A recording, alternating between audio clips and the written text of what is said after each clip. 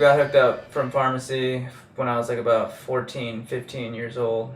It was like a sponsor video an old friend made for me. We sent it to those guys and they were into it.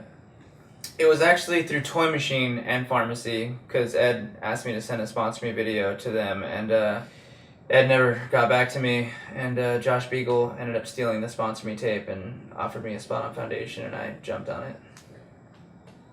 I didn't really deal with Todd until I quit Foundation to ride for Baker, and then I didn't really deal with him. I just talked to him on the phone, and he was kind of like a little baby about it, which was surprising, being that he was like an older guy and I was 17 years old.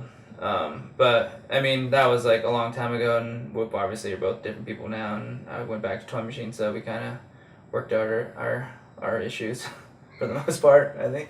One of my favorite memories is we would go out to Denny's Diner, which is open 24/7, and I didn't drink at the time, and he never drank. After the bars closed, we would go and like see the drunken madness, and sometimes we would pick up chicks and bring them back to the house, but unfortunately I never got laid from him, but he pulled a couple chicks from him.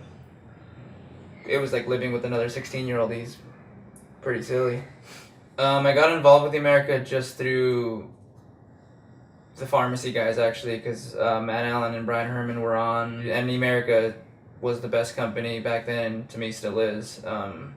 So I obviously wanted to ride for Emerica, and they showed interest in me, and luckily they were fucking down to give me shoes and put me on the team and on the video, and from that they kept me on the team long enough to be in the Emerica Mansion. But I was in the second Emerica Mansion, not the first one. And yeah, I mean, dream come true to be on Emerica, and then dream come true to live with your favorite skater like Keith Kirchart. So it was all pretty crazy, and everything was moving so fast I didn't even have time to think. I was just reacting or just skating, not even sitting still and paying attention to what was happening around me.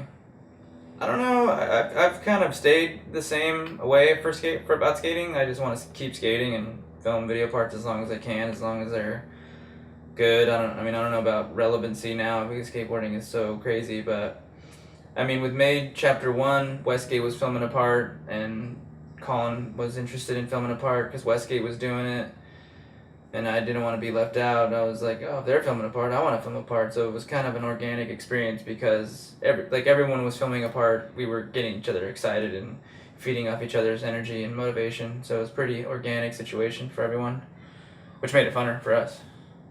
I think it was a relationship that I had with Dustin, Dolan, and Spanky because I was living at the Emerica house, and I was hanging out with those guys a bunch, and I think they had an interest in me, and just from being around there and being on the Emerica, I think they kind of I had like somewhat of a foot in the door. And I was kind of not into Foundation at the time. It felt like it was kind of falling apart, and they offered to put me on Baker, and I jumped on the situation to be on the same team with dudes like Spanky, Dolan, and Reynolds and Ellington, because they were fucking all pretty epic dudes.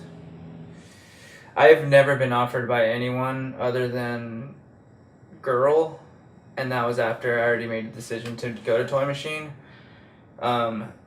which was pretty funny. So like, I basically moving away from Baker, and I just feel like at the time like I didn't fit in. Just because I wasn't like there or involved, I feel like it's kind of a more of like you're in the moment thing, and or maybe for me, like I was there at the time and I wanted to do it and I did it, and now I was elsewhere, so I wanted to do something else. So I think Toy Machine somehow came to a natural thing, just because I was still friends with everyone from Toy Machine just through Emerica, and just because skateboarding was that group of companies was like kind of smaller and in a tight kind of close family, and so when looking around, I talked to Ed, and he was really excited about it, and he jumped on the opportunity to get me on the team, and then we made the decision, and Andrew was actually really cool about it. He was stoked that I was like going to something like Toy Machine, which was funny because when I left Foundation, Todd Swank like flipped out, and when I left Baker, like Andrew was actually like stoked that I was going to a company like Toy Machine. So that was pretty cool. And then yeah, it just got back on, and I don't know, it's felt right, and I'm still there. They haven't kicked me off the team yet, so it's pretty cool. I don't know if it's because I've been here for so long now or I'm getting older, but I don't know. I don't know if it's like I feel like at home. I just feel it's more. I feel like comfortable saying what I want to say, and I think they value what my opinion is. Not that they don't value anyone else's on the team. They value everyone's equally, but I guess I feel like appreciated in a way, and that's good. That was something that just happened to me. Winning Skater of the Year isn't the same thing it is now. Now like companies like produce ad campaigns to like for people to like get voted for it, and it's a whole different animal now. It's like and not in a bad way. I mean, like that's what skateboarding is now. So I mean, that's what you got to do. But I mean, when I won it, I was focused on my video parts, and during my video parts, they were telling me like, oh, you could maybe get Skater of the Year, but I was already stressed out. I was like more stressed out with my video parts. I wasn't even concerned with that because that's stress I did not want. And when it came down to it, I eventually got it, and I was beyond stoked. But it caught me by surprise because I wasn't thinking about it, and I think maybe not thinking about it maybe made it easier or something. Just because I was so focused on my video parts, once they were done, I was just relieved, and then that came up and. It was just kind of like, oh shit, like I'm surprised I fucking even got this. This is crazy.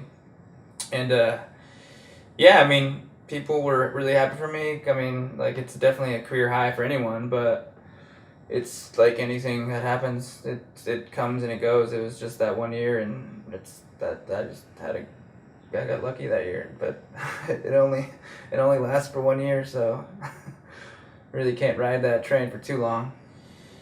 It's never like challenging myself when I do something like that. Like it's not really like a personal challenge. I'm just having fun, like messing with the filmer or photographer. And it's usually just stuff that like I would just want to get out of the way and to do something else. But yeah, I mean, like I've had days where I would go out and get like 2-3 photos, and one day I go out and try to get one trick, and it just takes me fucking a whole weekend to even get it. So, I mean, we all have our bad days. Well, you stock his trailer for a old American Gladiator show, and you wait until he appears, and then you show him your Hulkster rule sign, and then he offers you to give you a ride into the show, and that's how you get to know Hulk. You stock his trailer. I started skating up rails or hubbas at like demos just because I would be having so much fun that I'd like going in circles. So I basically go down something or be coming around, and the only way to keep going in a circle would be to go up. So I eventually just started going up stuff. But it wasn't like a conscious decision to be like different or unique, because I mean Jeremy Ray did it before me, and I mean I didn't think of it that unique or different.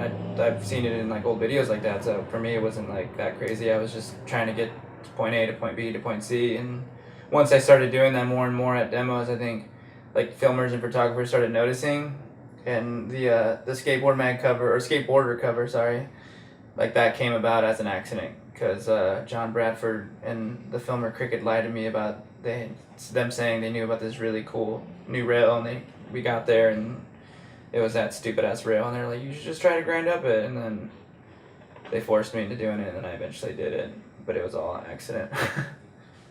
Fuck, I think the new Toy Machine video is just starting to get worked on. I mean, who knows, they might put out like a 2-person part, like how they do it nowadays, or I mean, it's hard to say, because videos are like the span of a year now, what they work on them for. But I don't know. That's a good question. That's a question for Mike Sinclair and Ed Templeton. I'm putting out a barracks part. That's coming out. I don't even know fucking when. Cause I just don't know when that's coming out. Get back to skating, cause I can't skate right now. And once I skate and travel and don't come home, just stay on the road skating and do bro style trips and skate and keep skating and go on more trips and then skate some more and then come back from those trips and then keep skating, and then once that trip's done, probably come home and go skate some more and go to Europe and skate for months and not come home as long as I can, and then eventually have to come home and keep skating. So just skate. That's what I'm gonna do. Until I'm dead.